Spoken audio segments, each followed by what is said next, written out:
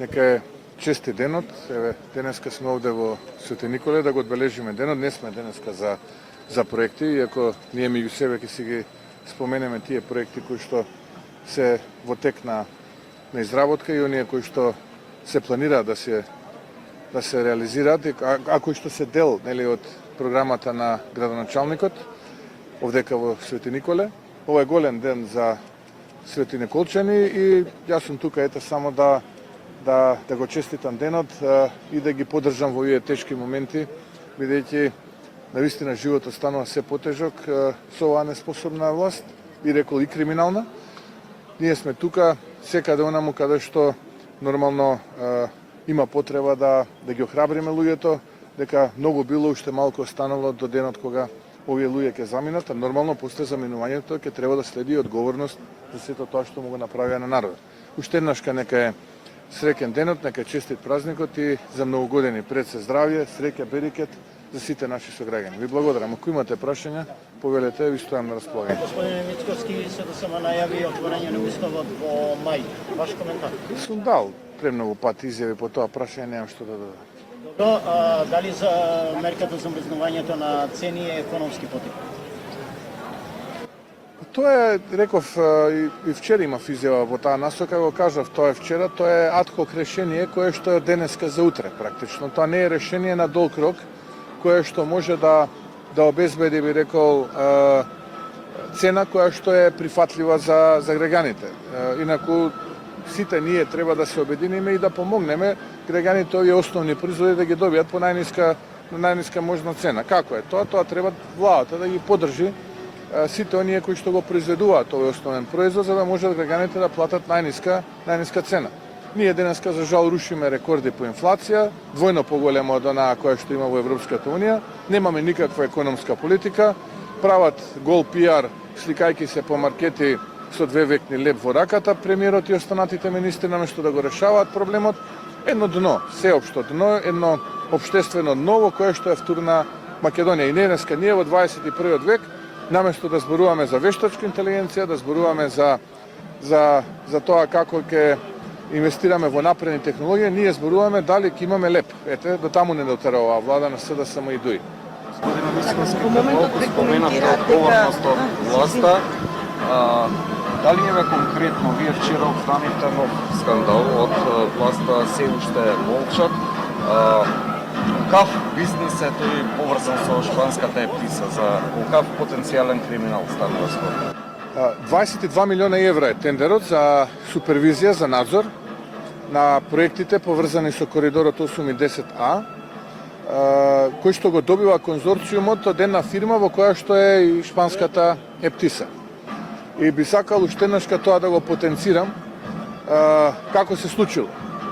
Имено владата во ноември месец 2020 година, мислам дека е 24-та седница, не ме фаќате конкретно на збор, 74-та точка, носи заклучок во кој што вели дека им дава насока на општините, им дава насока на државните институции да не потпишуваат договори за надзор за проекти поголеми од 1 милион евра со оваа компанија, со оваа шпанска ептиса, поради неетичко, незаконско и така натаму однесување.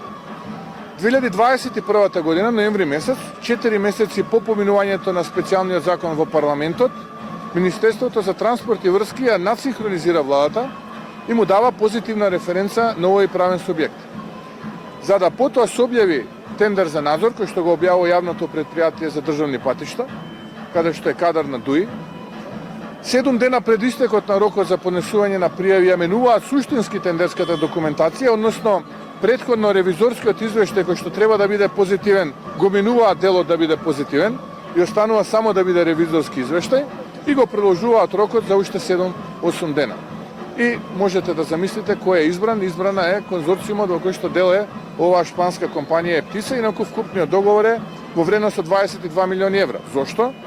Затоа што проектите кои што се предвидени да бидат дел од коридорот 8 и 10А, бидејќи нема проект, бидејќи таму ќе се плаќа врз основа на затекната ситуација на терен, а зависи од тоа колку ќе прифати супервизорот, односно надзорот, им е важен кој ќе биде на овие од владата супервизор и надзор за да можат да надаваат количини, односно од првичната цена од милиарда и пол, милиарда и 700, проектот не би ме зачудило да дојде 2,5 милиарди пари кои што треба да ги плаќате вие граѓаните. Ете, затоа им е потребен тој надзор, затоа им е потребна супервизијата. Да потпишува тоа што ќе му кажат овие од владата, а не тоа што реално се случува на терен.